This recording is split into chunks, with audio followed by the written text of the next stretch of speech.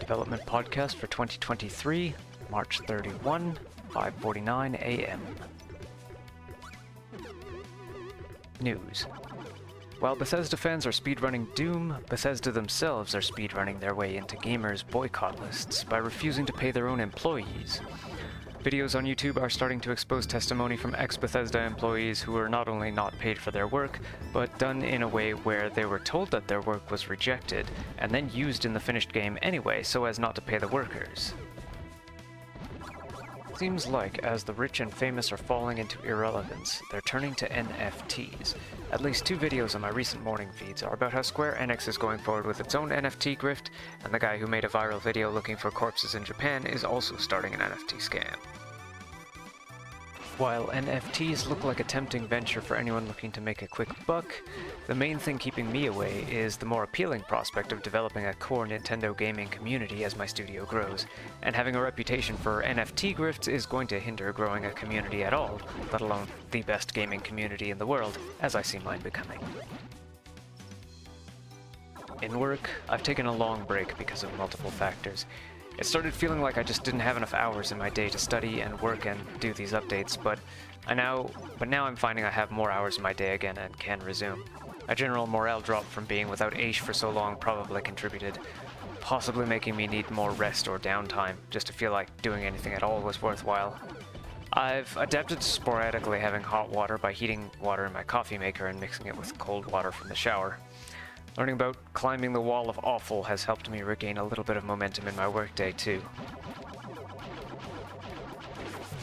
Godot 4 being out of alphas, betas, release candidates, and seeming to have fully been released has me spending as much time as I can studying it and trying to build something with it while learning how to make Too Many the best game it can be. I've tested out a couple of environments with 3 suns of orange, green, and purple that cast shadows of red, yellow, and blue. I figure if they have some kind of geostationary orbit, then people can navigate by their shadows when they're outside.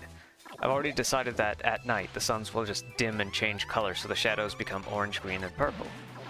I've got kind of a theme going with those 6 colors and the hexagon motif. Would people be colorblind in this world? How would colorblindness even work? Potential stories to be written once we get around to that part.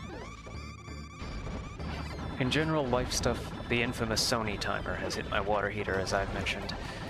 After getting someone to diagnose the thing, it turns out that both the inducer motor and some of the wires underneath conked out at around the same time, making it very difficult to get working without a soldering iron and a replacement inducer.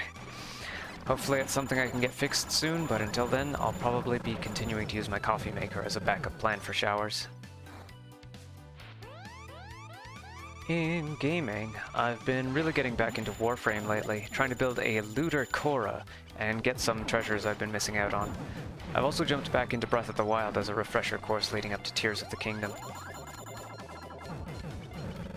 As always, thanks for watching or listening along. Special thanks to Zed Diggity, Phoenix Astra, and Joshua J. Sloan for being my top Patreon supporters so far. If you cannot contribute money to our projects but want to contribute something, then I also accept tips in basic attention token, both here on YouTube and on my tweets. If you can't afford either of those things, then that's totally okay. I'm hoping to make as much of what I make as free or as cheap as possible, without going into one of those deals where the consumer is the product. That said, Patreon subscribers do get a bonus entry on contests and giveaways that I do, where the primary entry is open to everyone.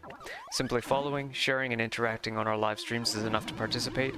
Once I can start up eShop card giveaways again, I'm extending that to these blogs as well, especially because of nocturnal days when I can't live stream at my usual time.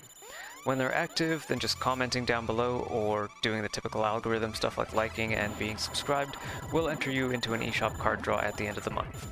Also, provided that a bot that I write to keep track of that stuff would do so. Also, anyone at the caramel or maple butter rum levels will get 1 free commission per month of the 1-hour commissions that I've started doing for freelance 3D work. Links to all my socials are in the little description box down below. I hope you'll look forward to my next update whenever and wherever it may be.